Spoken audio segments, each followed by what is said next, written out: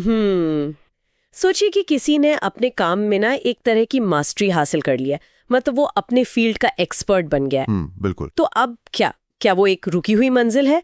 चलिए आज के इस गहरे विश्लेषण में ना इसी विचार की परतें खोलते हैं। हमारे पास आज लिलियन अजाई और मार्शल गोल्डस्मिथ की किताब the power of the learning mindset है। जी, और ये किताब एक बहुत ही दिलचस्प विचार सामने रखती है। बिल्कुल, ये कहती हैं कि महान लीडर्स मास्टरी पर नहीं रुकते, वो ना प्रोवेस यानी कौशल के एक कभी ना खत्म होने वाले सफर पर चलते हैं। तो हमारा आज का मिशन यही समझना है कि एक बेहतरीन लीडर बनने के लिए लगातार सीखना क्यों जरूरी है। सही कहा। हम अक्सर मास्टरी को एक अंतिम बिंदु मान लेते हैं, जैसे एक बार सब कुछ सीख लिया तो बस काम खत्म। हाँ, एक चेकलिस्ट की तरह। बिल्कुल, लेकिन ये स्रोत ना प्रोविस पर जोर देता है।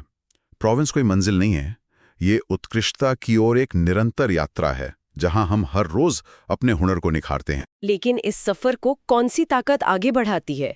किताब में से विन माइंडसेट कहा गया है, WIN। हाँ, WIN। विलिंगनेस यानी सीखने की इच्छा, इंटेंशनैलिटी मतलब सोच समझकर नेतृत्व करना, और नर्चरिंग यानी दूसरों का विकास करना। और इसके साथ AAA का मॉडल भी जुड़ता है, एक्शन, एम्बिशन और एस्पिरेशन। हाँ, पर मुझे यहाँ ना एक बात थोड़ी खटक रही है। अच्छा, क्या? मतलब अगर हमारी एस्पिरेशन या आकांक्षा कभी खत्म ही नहीं होती, तो क्या हमारे ये छोटे छोटे एक्शन सिर्फ एक अनथीन ट्रेडमिल की तरह नहीं हो जाते, जहां हम भाग तो रहे हैं लेकिन पहुंच कहीं नहीं रहे? ये एक बहुत ही जायज सवाल है। लेकिन यहाँ दिलचस्प बात यह है कि ये एक्शंस कोई ट्रेडमिल नहीं है, बल्कि एक सीढ़ी है। टोनी रॉबिन्स का उदाहरण इसे बहुत अच्छे से समझाता है। उन्होंने सिर्फ बड़े सपने नहीं देखे, बल्कि इंटेंशनैलिटी का इस्तेमाल करके अपने बहुत ही कठिन अतीत की कहानी को बदला। हाँ, उनके छोटे छोटे सोचे समझे एक्शंस जुड़ते गए। बिल्कुल, हर कदम पिछली कदम से जुड़ा हुआ था, जिसने एक बहुत बड़ा प्रभाव पैदा किया। खैर, ये तो हुई सफलता की बात। लेकिन अगर ये विन माइंडसेट इतना शक्तिशाली है, तो हर कोई इसे अपनाता क्यों नहीं है? क्योंकि डर। हाँ, स्रोतों के अनुसार अपनी क्षमता को दबाकर रखने की कीमत बहुत बड़ी होती है। किताब में हिडन फिगर्स की कैथरीन जॉनसन का उदाहरण है। बहुत ही शानदार उदाहरण है वो, है ना? 1960 के दशक में नासा में उन्होंने भेदभाव के बावजूद अपनी क्षमता में निवेश किया। और ये समझना जरूरी है कि उन्होंने ये कैसे किया। उस दौर में महिलाओं को नासा की महत्वपूर्ण बैठकों में जाने की अनुमति नहीं थी। बाप रे! हाँ, लेकिन कैथरीन ने डर को खुद पर हावी नहीं होने दिया। उन्होंने लगातार तकनीकी सवाल पूछे और उन कमरों में अपनी जगह मांगी जहां फैसले लिए जा रहे थे। मतलब उनका सीखने का जुनून उनके बाहर निकाल दिए जाने के डर से कहीं बड़ा था। बिल्कुल सही। पर यहाँ बात बहुत रोचक हो जाती है। अब हर कोई तो नासा की स्पेस रेस में नहीं है ना? हाँ, ये तो है। तो एक आम ऑफिस में ये डर कैसा दिखता है?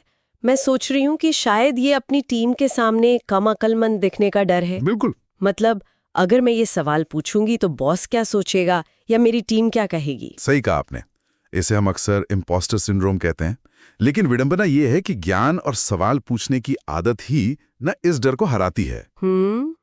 कैसे? जब कोई लीडर ये कहने की हिम्मत दिखाता है कि मुझे इसका जवाब नहीं पता, चलिए मिलकर सीखते हैं, तो वो कमजोर नहीं दिखता। उल्टा वो अपनी टीम का भरोसा जीत लेता है। बिल्कुल, ये अपनी असुरक्षाओं को पीछे छोड़कर एक खुला माहौल बनाने के बारे में है। ठीक है, समझ गई। मान लीजिए डर को तो हरा दिया, लेकिन इस विकास को लंबे समय तक बनाए रखने के लिए एक मजबूत ढांचे की जरूरत होगी। हाँ, यहीं पर लीडरशिप अकाउंटेबिलिटी यानी नेतृत्व जवाबदेही का मॉडल आता है। किताब इसके 2 हिस्से बताती है, आंतरिक और बाहरी, है ना? जी। आंतरिक जैसे खुद का अनुशासन और परिवार, और बाहरी जैसे कम्युनिटी और बाहरी कोच। माइक्रोसॉफ्ट में सत्या नडेला ने भी तो कुछ ऐसा ही किया था। हाँ, उन्होंने माइक्रोसॉफ्ट का पूरा कल्चर ही बदल दिया था। उन्होंने देखा कि कंपनी में नो इट ऑल यानी सब कुछ जानने की होड़ मची है, जहां लोग एक दूसरे से ज्यादा स्मार्ट दिखने की कोशिश करते थे। बिल्कुल। तो नडेला ने इसे लर्न इट ऑल कल्चर में बदल दिया। उन्होंने ऐसे लोगों को बढ़ावा दिया जो नई चीजें सीखने और सही सवाल पूछने के लिए तैयार थे। पर मेरी एक उलझन है यहाँ। बताइए। अगर मेरी आंतरिक जवाबदेही बहुत मजबूत है, मतलब मैं खुद बहुत अनुशासित हूँ, तो मुझे बाहरी कोच की क्या जरूरत है? क्या ये ऐसा नहीं है कि अगर मैं रोज नियम से जिम जा रही हूँ तो मुझे पर्सनल ट्रेनर क्यों चाहिए? अरे, ये जिम वाली उपमा तो बहुत ही सटीक है।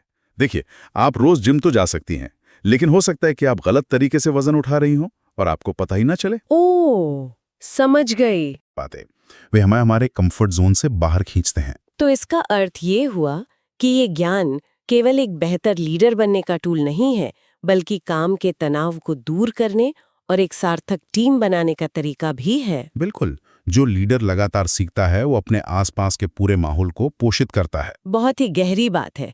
तो इस गहरे विश्लेषण को समाप्त करते हुए मैं श्रोताओं के लिए एक आखिरी विचार छोड़ना चाहती हूँ। जी बिल्कुल। सर फ्रांसिस बेकन ने कहा था, ज्ञान शक्ति है, लेकिन क्या सब कुछ जानने की जिद एक लीडर को उसके लोगों से दूर कर सकती है?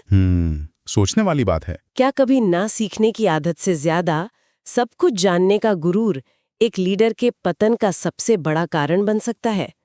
मास्टरी के इस भ्रम को छोड़कर ना प्रेविस के इस निरंतर सफर पर विचार जरूर कीजिएगा।